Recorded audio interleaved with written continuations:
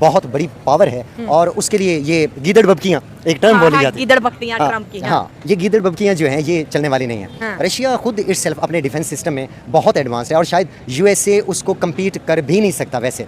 ठीक है, मैं मानता हूँ इस बात को कि यूएसए के पास एडवांस टेक्नोलॉजी है, लेकिन रियलिटी ये है, मेरे अपने कुछ दोस्त अब जो वहाँ पे इस वक्त रेसाइड भी हैं, वो भी ये बताते हैं कि जो टेक्नोलॉजी एडवांसमेंट में रशिया इस वक्त प्रिवेल कर रहा है वो सामने तो नहीं ला रहा, वो पीछे के पीछे ही है। लेकिन ये वाकई एक मैं तो ये तो फिर इंडिया ने सही फैसला किया ना कि पार्लियामेंट के अंदर बड़ा मैसिव किस्म का एक्शन लिया है ट्रम्प के कि तुम्हारा F-35 से बेहतर Su-57 है। और आज भी देखिए इंडिया की मिलिट्री को अगर आप उनका एक तज्जिया करें, उनका एक कहते हैं ना कि क्रक्स निकाले, तो वो रशिया को ही लेते हैं, कहते हैं इसकी टेक्नोलॉजी बेहतर है, यूएस की नहीं बेहतर। हाँ, अब बिल्कुल ठीक बात है। ये डेवलपमेंट कुछ इनक्लाइंड होना, झुक जाना, और ये आज से नहीं है बल्कि इससे भी पहले अगर 1965 को देखा जाए, 1971 को देखा जाए, तो उस वक्त भी तो ये उसी जो रशिया है वो सपोर्टिव थे। मींस ये जो तालमेल है, किसके सपोर्टिव थे? इंडिया। वो तो बेहतरीन दोस्त है। हाँ, वो बहुत अच्छे दोस्त। रशिया बेहतरीन दोस्त है, तभी तो ट्रम्प दोनों को चक्की में पीसने की कोशिश कर रहा है। हाँ, लेकिन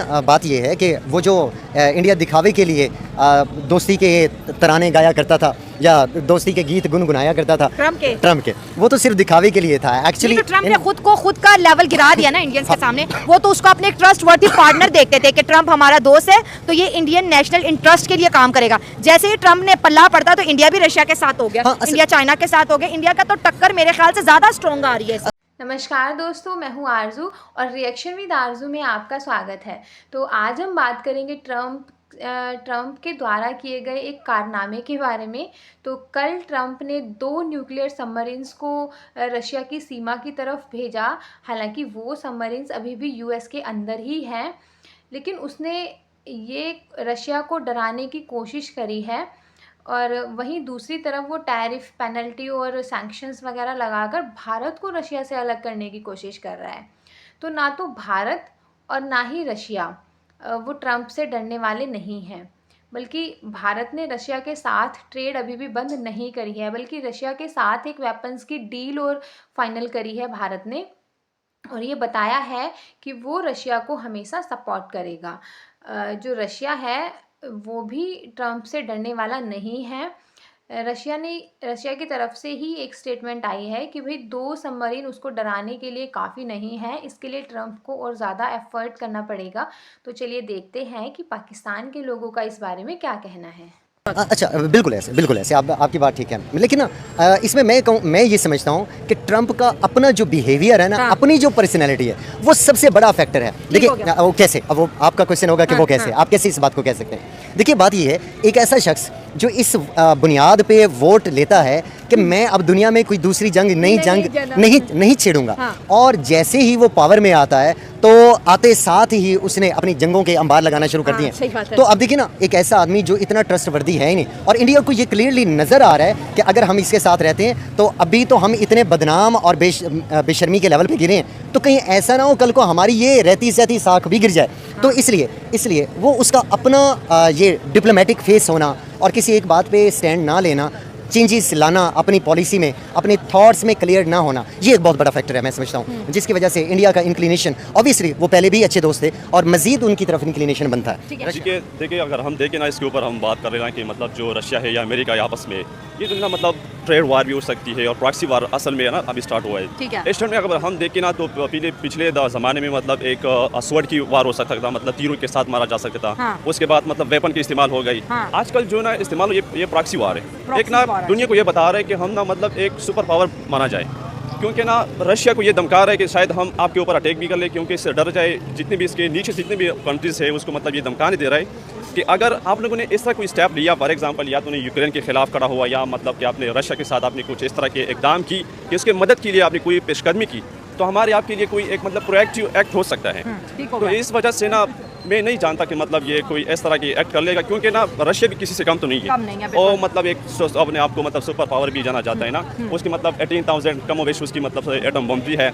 और अगर अमेरिका को देखें ना तो उसके साथ मतलब 16 से 6500 मतलब इसके साथ एटम बम है। तो नहीं जाना जा सकता कि आपस में लड़ पड़े। लेकिन थोड़ा ना इसको मतलब थ्रेटन कर रहे हैं कि मतलब इस तरह के हम कोई threaten कर रहा है, हाँ ठीक है। यही नहीं, बात तो रशिया ने आज जो बोला है कि तुमने इतने बड़े, जो उनके फॉर्मर प्रेसिडेंट हैं, उन्होंने बोला है कि तुमने इतने बड़े रशिया को डराने के लिए 2 न्यूक्लियर सबमरीन भेजे हैं और बदले में रशिया ने अपना मिसाइल सिस्टम जो है एक्टिव कर लिया है। तो अब आपको क्या लगता है कि अमेरिका करे ना करे, रशिया जरूर हमला करेगा यूएस पे? देखिए ना यहाँ पे ना बीच में देखते हैं कि देखिए अगर उसने कोई इस तरह के एक्शन लिए, देखिए ये प्रोबेबिलिटी होता है ना, प्रोबेबिलिटी ऊपर क्यों काम करती है, क्योंकि डिफेंस सिस्टम होते हैं ना, डिफेंस सिस्टम में इसमें ये देखते हैं कि मतलब किस तरह के वार स्टार्ट होता है और किस तरह के आपस में लड़ना चाहिए। ठीक है, पहले ना रशियन के बारे में सोचेगी कि मतलब इसकी स्टेप किस तरह की है। देखिए अगर प्रोएक्टिव है, मतलब कोई अटैक करने वाला है, तो मतलब इसको एक पॉसिबिलिटी तो होगी ना। ठीक है। तो अगर इसने कोई ऐसा मतलब ग्रेट सिग्नल दी यानी रशिया को, तो मैं बिल्कुल ये समझता हूँ कि शायद अटैक करेगा। वो भी अटैक कर लेगा। इस तरह की कोई वाक़या हो सकता है। आपको क्या लगता है कि इस वक्त ट्रम्प की टैरिफ की वजह से और ट्रम्प की सैंक्शंस की वजह से इंडिया और रशिया बहुत ज़्यादा क्लोज हो गए हैं, क्योंकि रशिया इंडिया को भी इस तरह डील कर रहा है और रशिया को भी। अब आपको क्या लगता है अगर ट्रम्प और रशिया के बीच फाइट होती है तो क्या इंडिया डायरेक्टली या इनडायरेक्टली रशिया को सपोर्ट करेगा? क्योंकि हिस्ट्री गवाह है जब जब इंडिया किसी वॉर में पड़ा है तो रशिया ने पीछे से उसको सपोर्ट किया है। अब अगर अटैक यूएस रशिया पे करता है तो क्या इंडिया के बहुत ज़्यादा डिफेंस प्रोजेक्ट जो है रशिया के साथ है, जिसमें ब्रह्मोस मिसाइल है जो इंडिया रशिया ने बनाया, तो आपको क्या लगता है कि इंडियन मिलिट्री की कितनी ज़्यादा इन्वॉल्वमेंट रहेगी इफ़ ये जो सिचुएशन है ये डू डाई में जाती है? Yes, if I think about this issue, so there is many possibility about that. India cannot be indirectly maybe they be precipitated in this war. So मैं ये सोचता हूँ ना कि डायरेक्ट तो आज भी नहीं सकता, क्योंकि ना अमेरिका भी अपने को कुछ समझता है ना, जिस तरह के जंगल में ना लाइन अपने आप को मतलब एक बादशाह समझता हाँ, मैं शेर है। हूँ। और दुनिया की भी मतलब ये अमेरिका ये सोचता है कि हम भी एक पावर है ना, इनडायरेक्टली तो हो सकते हैं ना हेल्प कर लेते हैं, क्योंकि ना आपस में इनके साथ भी बैकग्राउंड कर देता है। मैं ये नहीं समझता कि मतलब वो डायरेक्ट आ जाए उनके ऊपर, मतलब कुछ ना कुछ इसका हेल्प कर ले। तो कोई इसकी कोई पॉसिबिलिटी नहीं कि वो डायरेक्ट आ जाए, वो इनडायरेक्ट तो आ सकते हैं। इनडायरेक्ट में वो मतलब बहुत खुफिया के साथ हो सकता है, लेकिन डायरेक्ट नहीं कर सकते। जो रशिया ने इस वक्त अपना मिसाइल सिस्टम जो है ओरिशनिक जो है दागा है, जो कि न्यूक्लियर सबमरीन से बहुत ज़्यादा पावरफुल है, आपको नहीं लगता कि रशिया इस वक्त फुल मूड में है कि वो जी अमेरिका गलती बस करे?